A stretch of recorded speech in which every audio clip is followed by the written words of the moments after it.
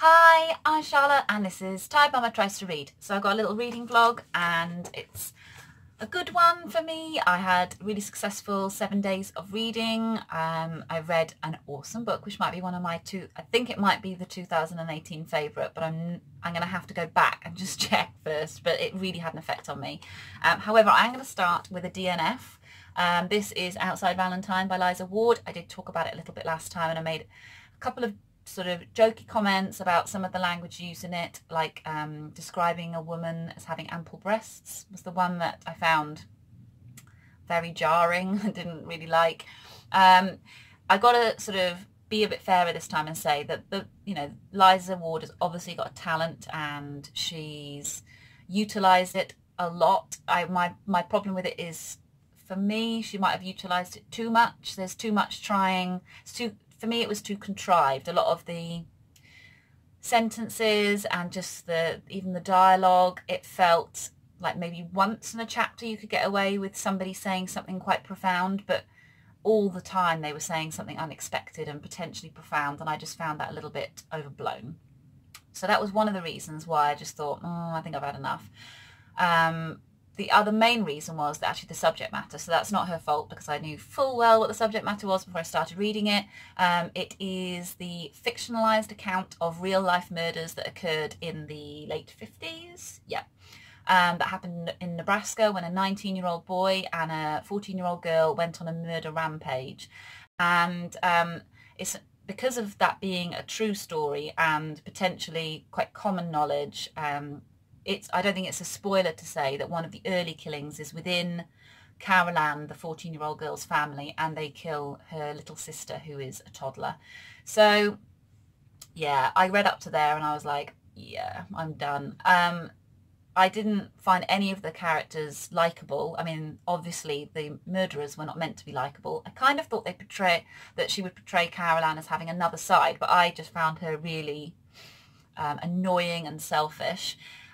Which presumably Liza Ward felt that she was, which is, obviously legit. But the other characters, because there's a couple of other narrative streams, I found them annoying as well. So just upsetting and wasn't for me.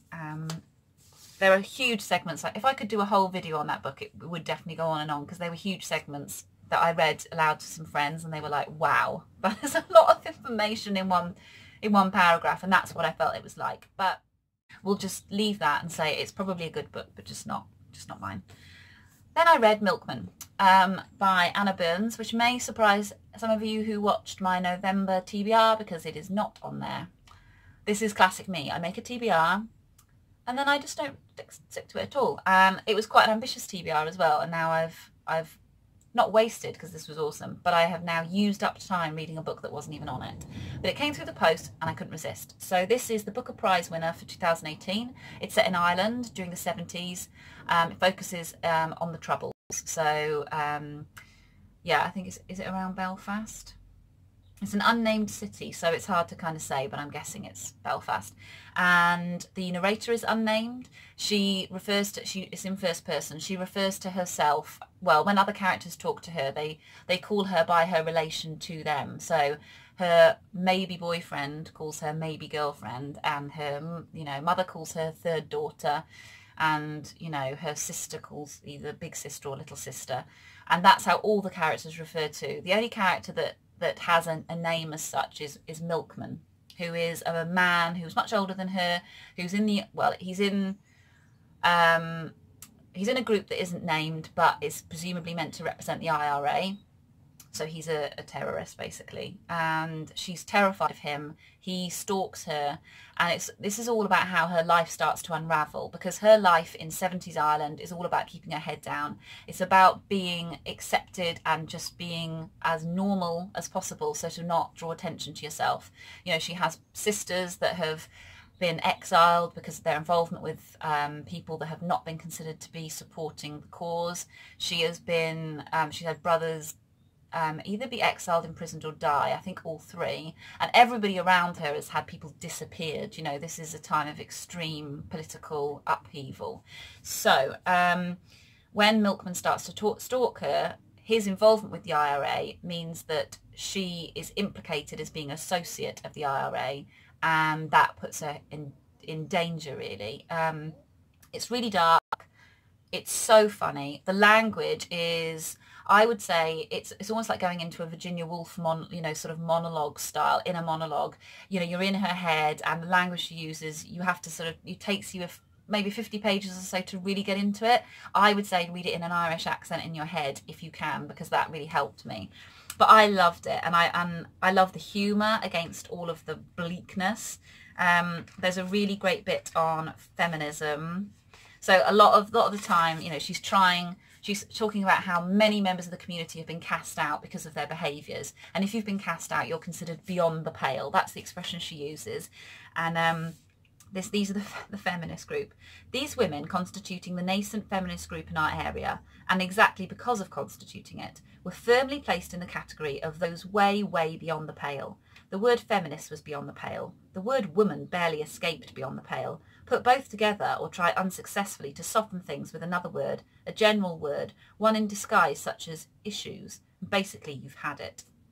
And it's just, yeah, I love the way she views everybody. I love the language. I love the playfulness. I love the story. The plot was a slow burner, which is exactly my kind of plot, but it was really well done, and I thought the ending was fantastic. So I know I'm going to read this again and get way more out of it, and that to me is the sign of a good book. You know, when you're reading it and you're loving it, but you can't wait to read it again because you're going to see this other level. So I would say that you've got to give it a go. Get a sample, if you can somehow download a sample to see if you can get on with the language, because that's where people have stumbled from what I've heard. And if you can, then just go for it. So what I'm reading now is on my November TBR. It's The Immortal Life of Henrietta Lacks, and I am almost halfway, and it is amazing. So I knew it was going to be good. I knew the story was important. It's about the cells that were taken from a black woman in the 1950s. Her name was Henrietta Lacks. Her cells, her cancer cells, were then called the HeLa cells, and the HeLa cells are basically everywhere across the world. They were some of the first cells, I think, well, they were the first cells that were successfully grown and reproduced at astonishing rates so that they could be used for tests. Tests that have since given us things like the polio vaccine. They've been used to test for antidepressants, all sorts of things. I mean, they've gone up into space before astronauts did, to check how human cells would respond in an anti-gravity environment. They've done so much good, and they've also made so much money for the people who initially reproduced them and sold them to scientists across the world. And yet Henrietta Lacks' family, her 5 children that were left without a mother, grew up in an astonishingly poor and just horrendous way, and later in life they are still living in poverty. To my knowledge, I didn't want to do too much Googling whilst I was reading the book, but I had a little quick look to see if they've been compensated in some way, and I don't think they have. I know there's a foundation set up in her name, but I don't think it's to directly help them. I'll have to check that. I kind of want to get to the end before I go too much into it. But what I loved about Rebecca Skloot's the line she's taken with this is that she's kind of gone almost a little bit novelistic in the beginning. She's setting a story, you know, she's telling you about how it felt when Henrietta walked into her little shack when she was a little girl, what it smelt like, how it tasted to eat certain foods. She's really sort of, yeah, she's using a bit of, you know, artistic license, but it makes a really warm and sort of palpable atmosphere. And you really, you know, you've only got 31 years of Henrietta's life, which is massively undocumented, to try and create this picture of a person so that you feel even more about how awful and shocking it is the way she was treated, or at least the way her cells were treated. Yeah. So I'm really enjoying it. I can't wait to carry on. And I think the second half of the book is going to focus more on Deborah, her daughter, which built up an extraordinary bond with Rebecca Skloot, from what I've heard. Yeah, thoroughly recommend, really enjoying. The next one I'm going to move on to after this, I think, is going to be The Lonely City. That was in my November TBR. So Adventures in the Art of Being Alone. That is, if I finish Henrietta Lacks before Friday, I might make a start on this in the evenings. And then what I forgot to mention in my November TBR is that I'm also going to be buddy reading Country Dance by Margiad Evans with Sean, who is buddy reading it with Ange from Beyond the Pages. So I kind of feel like I'm buddy reading it also with Ange, although I won't be privy to her thoughts on it necessarily until I watch her videos. So hi, I hope you enjoy. I've read this like 5 times at a conservative estimate because it was part of my PhD thesis. So I kind of don't even need to read it. I just need to sort of hold it, and I'll probably remember the story exactly as it is, especially some passages. I know them word for word, but it's an amazing book. It's about the life of Anne Goodman, who is she lives on the Welsh border. She is part Welsh, part English, and she has an English boyfriend and is a Welsh farmer who is also after her love. And yeah, it's all sort of friction. It's all about mixed blood identity. So you get a lot of this in Native American fiction, which is also one of the areas I'm really interested in. And this was a really good example of the Welsh version of this border country. It's beautifully written. It's written through the voice of Anne. It's kind of using this sort of faux antiquated language, but not really. And it's like a lot of Welsh stories. It is, I mean, it's, you know, it's going to be tragic from the word go. If you've ever read any of the Welsh myths, the Mabinogion, that's kind of the tradition which Margiad Evans is contributing to, this sort of tragic love story. And that doesn't really give it away because the beauty of the book is in the words. Margiad Evans herself was originally, she was born Peggy Whistler, and she went to Wales, was it during the, I don't think it was the war. No, it was pre-war, but she went over to Wales. She was on the border, she was Ross on Wye. And she went over to Wales and stayed in, I think, an auntie's farm, and she felt such an affinity to the Welsh identity that she changed her name, at least professionally, to Margiad Evans. Yeah, so there we go. Little potted history there of Margiad Evans, and that is the one that I'm hoping Sean and me will read all the way through. I think, who was it who called, was it Britta?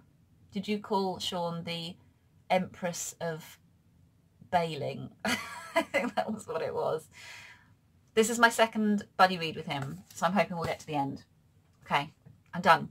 I will get back to you with a book haul, and then the next one will probably be sort of recapping again how my reads are going. So I hope your November reads are going really well. If you're doing non-fiction November, I'd love to know what you're reading. If you've read any of those, I'd love to know what you think. I bet loads of you read the Henrietta Lacks, because that's been out for ages. So I'd really, you know, don't worry about spoiling it. I kind of know where it's going. I'd love to hear your comments. And if you've read Milkman, that would be interesting too, because I know some people have struggled and not enjoyed. So I'm up for a controversial debate about Milkman if you'd like it. Okay, I'll see you soon. Bye.